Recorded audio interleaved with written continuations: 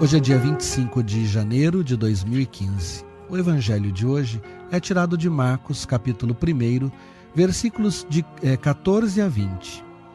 Depois que João Batista foi preso, Jesus foi para a Galiléia, pregando o evangelho de Deus e dizendo: o tempo já se completou e o reino de Deus está próximo. Convertei-vos e crede no evangelho. E passando à beira do mar da Galiléia, Jesus viu Simão e André, seu irmão, que lançavam a rede ao mar, pois eram pescadores. Jesus lhes disse: segui-me e eu farei de vós pescadores de homens. E eles, deixando imediatamente as redes, seguiram a Jesus. Caminhando mais um pouco, viu também Tiago e João, filhos de Zebedeu. Estavam na barca consertando as redes, e logo os chamou.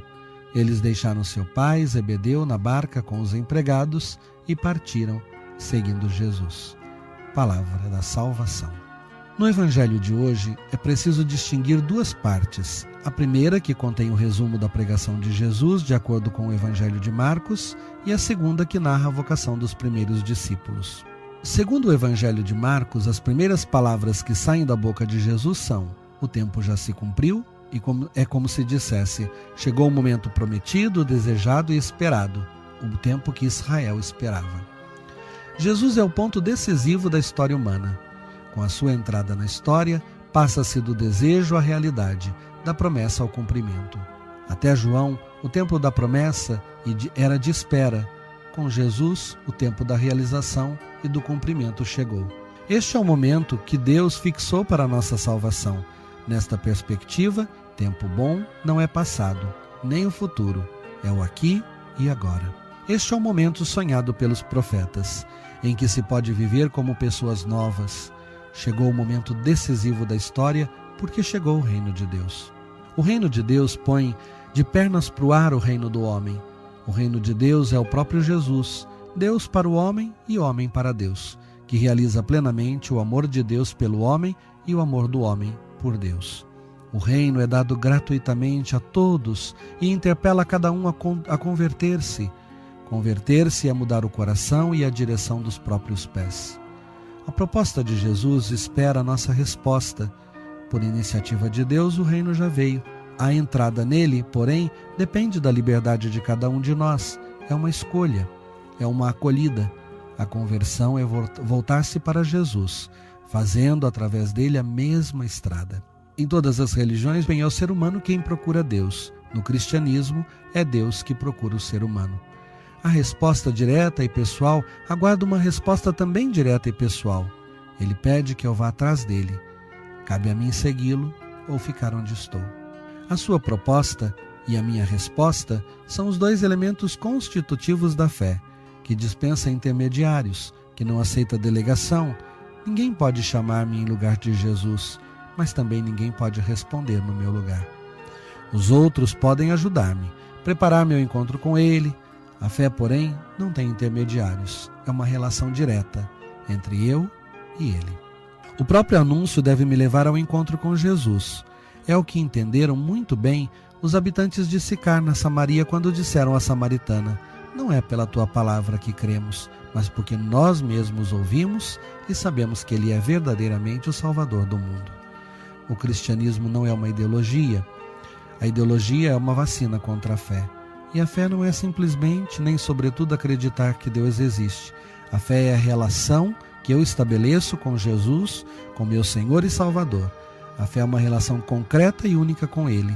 A fé é o fato de eu pertencer amorosamente a Ele e Ele pertencer amorosamente a mim. A fé é a alegria de eu estar nele e Ele estar em mim. Ao chamado de Jesus, na cena de hoje, corresponde o seguimento dos discípulos. Na verdade, o seguimento incondicional e pleno dos discípulos só acontecerá no fim. É um crescimento lento, exigente, cheio de incompreensões e demoras, de traições e fugas.